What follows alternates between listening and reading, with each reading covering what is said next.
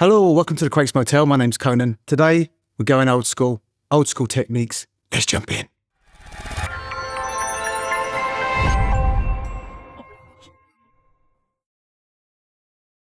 Okay, so today we are going old school, or at least this is an old school technique which I'm going to show you, and it's really, really simple. Now, the thing is the result can be achieved in the MPC, the modern MPCs, in multiple ways. However, and I'm going to go through a few of the cons of those more modern techniques. However, with the old school technique, which I've been using since the MPC 2000, previous to that on the 3000, you needed to use sysx commands and there were complicated MIDI workarounds, but you could still do it in the 3000. But I started doing the 2000. And the thing is that even to this day, I still prefer this technique because it's simple, it's very easy to set up, it's straightforward, it gives you the result that you want straight away. And the thing is, the reason why I like using MPCs is because of the live feel, the hands-on feel. So again, you could do all of this in your DAW. It's not a complicated thing, which I'm going to show you, but when I show you the technique that I use, I think you'll see that you get that live feel, you get that random feel, that drummer feel, that, you know, that the thing about live drummers is they don't play everything at the same time in time, you know, it really does, for me, encapsulate being a live drummer and why I love using the MPC. So the technique kind of got the name The Drop. And the reason why it was called The Drop would be because instead of the beat coming in on the 1, it wouldn't come in until the 2. So it would sort of be going dum tick dum dum. So you would miss like the first beat of the bar, and sometimes you would chop the last beat of the bar, so on the 4 that would cut out. And you know, obviously as time went on, you would realize that you could do it pretty much anywhere in the bar, but it was called The Drop just literally because you dropped out a pad or you dropped out a sound, etc. So in the MPC, in the modern MPCs, there's multiple ways of doing this. You can use the X, Y, Z, P, A, B, C, D, F, G effects thing. I don't ever use that, to be honest with you, but I do know a lot of people do, and you can achieve it that way. But for me, then you have to use another effect slot. Another way that you can do it is you can just use the mute pads. But the thing is with the mute pads on the MPC is that it's not particularly responsive, and I'll show you in a second. It doesn't respond in the way that you want it to. You could also program, you could use automation, you could program in fades. They're all different, multiple ways. And I'm sure some of you are going to say, oh, I also do it this way, I also do it that way. But the reason why I still love this technique that I first ever used on the 2000 was because it just, you feel it. You know, when I make a track, when I do an arrangement, just going off on a tangent a little bit, but when I make a track, what I quite often do is once I've finished like 3 minutes, say the track's 3 minutes long, I'll then run through it again and I'll do little live things where I might mute something, I might drop something in, I might do a little roll, I might hit the kick drum one more time in a certain place so that only happens once in the entire song. Just little flicks, I call them secondaries. So I finish the track and then I'll go through and I'll do secondaries. And the reason why I like doing that is because it injects a kind of live feel to the track. It's not like you're just sitting there listening to a 4-bar loop that's been copied and pasted to be 64, 128 beats or bars, etc. So I like doing that, and this technique in particular is really, really good for doing secondaries. But it's also really good if you use the MPC in a live situation because it's just so simple and there's less things that can go wrong, there's less menus you have to dive into, and it's just totally hands-on, which is why I like it. So I've got a beat here. Now, if I was to, for instance,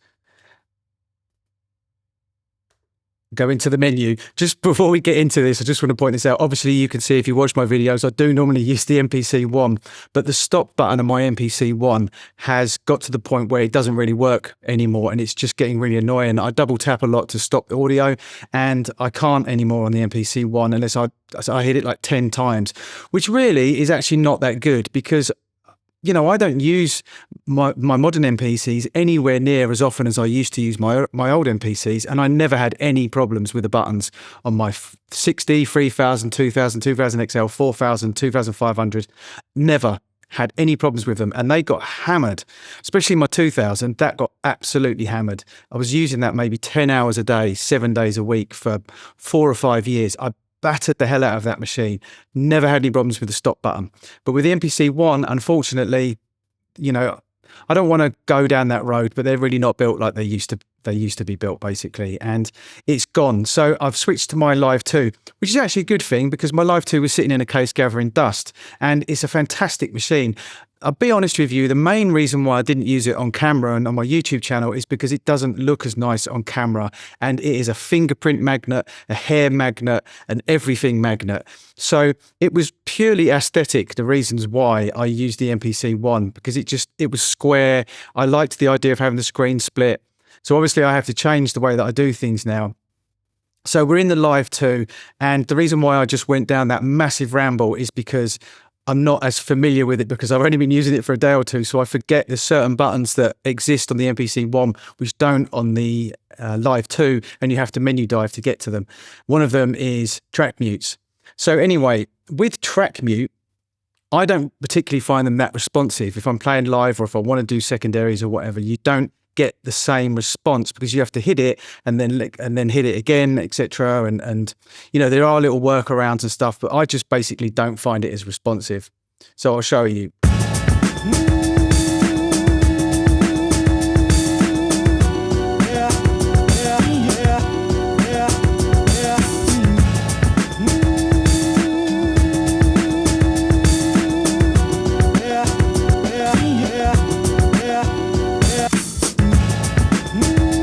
So it's pretty decent, and you know, obviously you can record that, and it does the job that you want it to do. But I personally, and I'll show you this technique in a moment, I just personally prefer this other technique. Now with the XY, obviously you have to menu dive. It's a effects slot. You have to record the automation if you want to use it in an actual track rather than in a live situation. The same with any kind of automation stuff. There's more menu diving. For me, there's more things that can go wrong.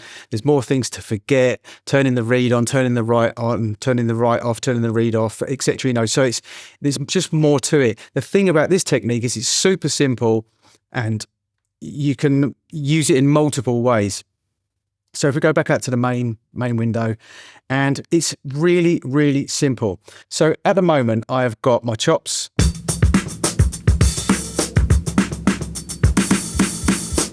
And I've also got this.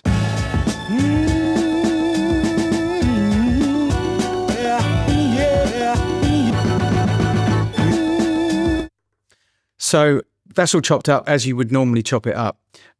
On bank B, I haven't got anything at all. In the program edit, if you go to global and you make sure that you select everything, literally you've got it on mono. See down here, you've got poly, change that to mono. And what that basically means is that only one pad can play at a time, and they will cut each other out.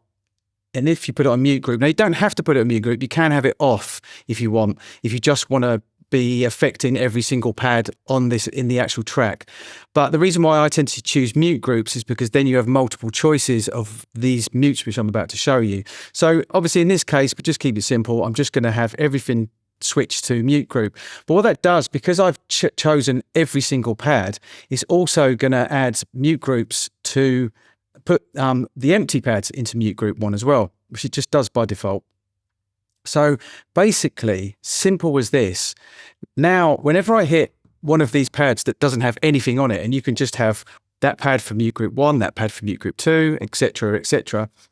And all it's going to do basically is chop off the sample, because you've got it in mono and you're going to you've got it in a mute group, which is basically an affected choke, and it would just cut the sample out. But the great thing about it is you could just be more random. You can play it like a track. You can play it like you're playing the drums. And I just find it a lot more hands-on. I just like it a lot more. And also the advantage, like I said, it has over the track mute situation, which does work, but the advantage it has over it is being able to program in multiple mute groups and being able to, if you've got 3 or 4 different mute groups muting out particular samples in your track, there's all sorts of things you can do. Now, the other great thing about it, obviously, is that it's really, all you're doing is recording a piece of MIDI with a pad.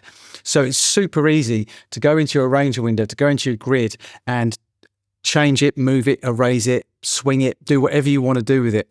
because you can manipulate it the same way that you do anything that you've written in MIDI onto your grid or into the arranger, etc. So it just makes things really, really, really easy and really, really hands-on. I absolutely love it.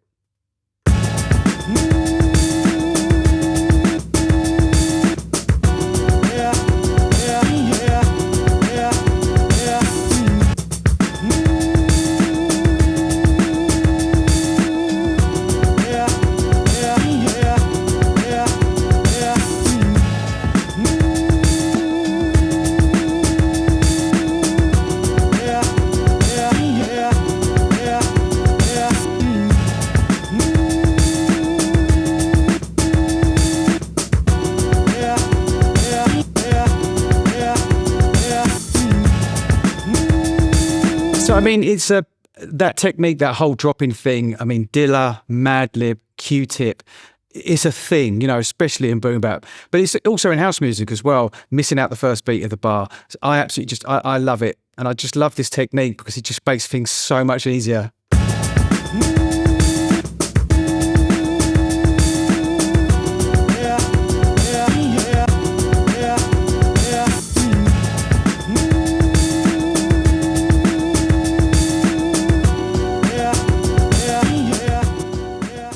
So there you have it. As I said, super, super easy, really, really easy to do. And there's so much that you can do with it. The thing about these old school techniques, and I think this is really, really important, these old school techniques, they will die out if you don't pass them on, if you don't tell people about them. Because of all the other ways that you can do this now with modern technology, sometimes people neglect those really, really old school simple tricks. I mean, you know, another way that we used to do it would be on a mixing desk, just dropping the mute in and out on a mixing desk. But sometimes after a while you'd get a bit of static and you could hear it in the mix, and you obviously you couldn't change it, you couldn't program it the same way that you could just delete the MIDI as you can and using this technique. So flicking the faders as well, that was another one that we used to use as we were printing onto tape, and there was no room for error obviously. But these old school simple techniques, they will die with us if we don't pass them on, pay them forward. So please tell people about them. Tell new people to the MPC. Tell the younger generation. I hate saying that. Tell the new people that haven't used MPCs before, or maybe if you've been using an MPC for years, but you weren't aware of that technique, and it might just, especially with people who play live with the MPC, it's such an easy, straightforward. Almost, you can't really get it wrong. You can't really mess it up because you're literally just using mute with MIDI. And another reason why this is really good as well, and it's kind of the reason why I actually started using it on the 2000, was because sometimes people like to use like a one shot with a sample, and sometimes they like to use the note off. Now the note off means that when you take your finger off the pad, the sound stops. With the one shot, it will keep playing until the end of the sample. Now I just preferred the one shot way of doing things, but obviously with a sample, if it overran the next part of the bar and you didn't want it there, it would just keep playing and you wouldn't want it, so you'd have to flick the fader down or whatever. So I started using that mute way of doing things with the empty pad with nothing on it to cut off a sample when I was using one shot rather. So you can use it for that as well. That was kind of one of the reasons. I know there are other people that started using it for that reason as well, but you can use it to do the old school drop, which we all love. Thanks for watching. This is The Crates Motel. My name's Conan. Till next time.